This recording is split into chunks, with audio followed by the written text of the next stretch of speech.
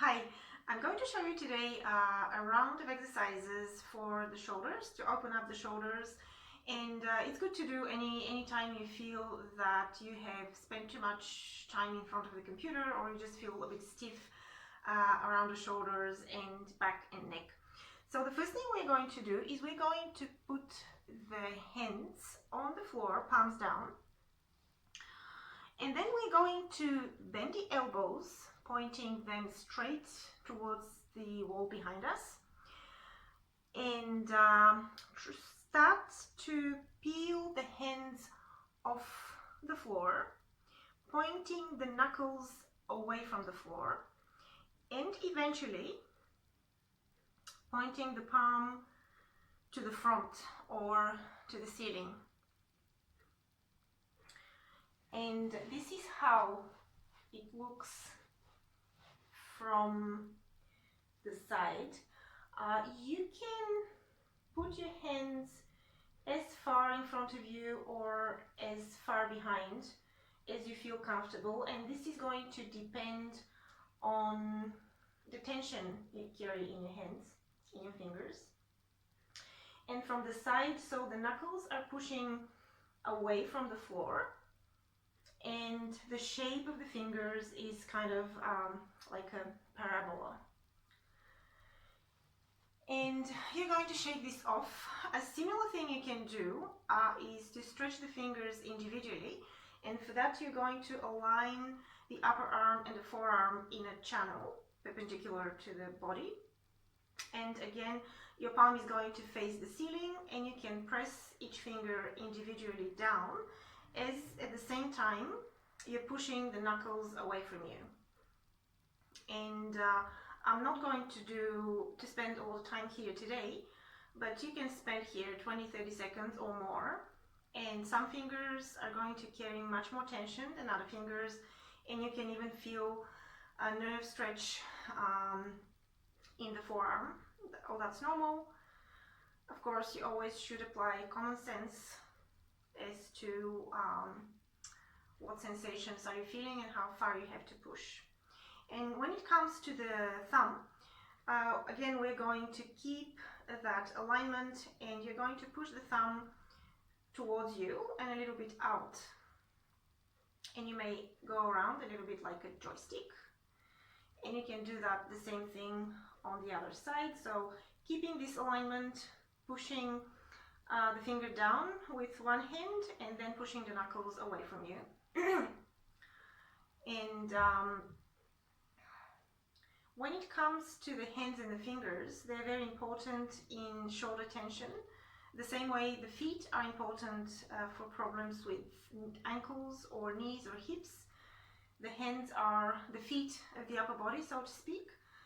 So they're going to translate their tension to the shoulders and neck, and can in this way contribute to core function or dysfunction for that matter. So I'm stretching the thumb around. So these are the finger stretches. And the next thing we're going to do is we're going to put the backs of the hands together, starting at the wrists. We're going to weave the fingers, touch the thumbs if possible.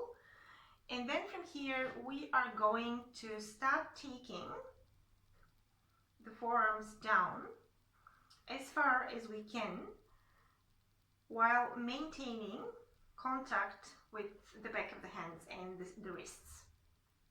And again, this can be with variable intensity depending on the tension you carry in your shoulders. You can try to go up and down and see how that goes. Make sure your shoulders are not in your ears, but are nice and relaxed down. And then you're going to shake that off. The next thing we are going to do is we are going to come to our hands and knees. And so the hands are going to be spread on the floor, thumbs looking at each other, middle fingers pointing forward. We are going to spin the elbow pits to point forward, and we're going to maintain neutral pelvis. And from here, we're going to drop only the upper back down, allowing the shoulder blades to come together, and then we're going to take them apart. So this is our rhomboid push-up, and we are going to do maybe about 10 of those, making sure we are maintaining as many alignment points as we are aware of or as it's practical. So for some of you, you may just want to go up and down, and that's going to be enough. Some of you will be able to externally rotate the arm. Some of you will be able to press your hands evenly onto the floor. Some of you may try to head ramp with this exercise as well. There are many layers that you can add or you can take away for this exercise to make it suitable for your own individual level. Next, we're going on the floor, and we're going to lay on the floor on our back. And anytime you do an exercise on your back, you know that your ribs should be in contact with the floor, and if they're not, you're going to put something under your upper back and your head so that your ribs can relax towards the floor. So we're going to take our arms, put them on the floor, and then take them up and down, and we're going to take them only as far up and down as we can without the rib cage moving along with the arms. So the goal is to keep the rib cage down on the floor, in contact with the floor at all times, and move the arms up and down. And it's going to be great if you can turn your thumb and let your thumb be in contact with the floor at all times. And you're going to do around 10 of those. The elbows here are bent, and also the elbows are tractioning your arm away from the shoulder all the time. And after you do 10 of those, when your thumb slides on the floor, you can complete the motion and let your arms go up. So for some of you, this is going to be a very short range of motion in contact with the floor, and then your arms are going to want to go away from the floor, and that's fine. But let's make sure that we do first a few when we are aware of our boundaries, and then we can take the arms all the way up, and that's again a nice sensation and a valuable exercise. The next thing we're going to do is we're going to roll onto one side. And you may choose to have something under your head again so that your neck feels comfortable. So I'm going to roll. One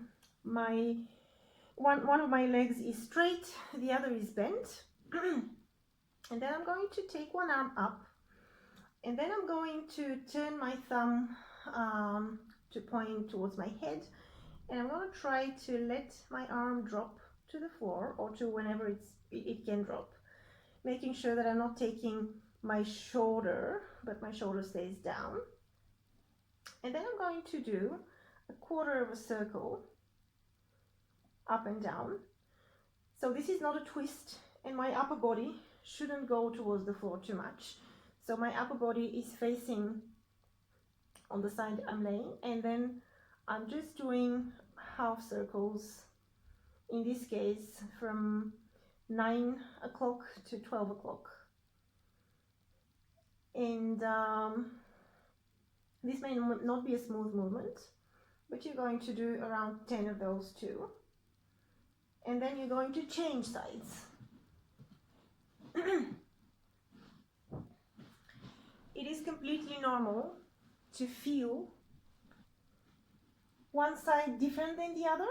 So I'm going first overhead with trying to touch the floor with my thumb. If I can't, no judgment. And then I'm going to do half a circle. So in this case, it's going to be from 3 to 12. Again, making sure that the whole shoulder isn't traveling with the arm.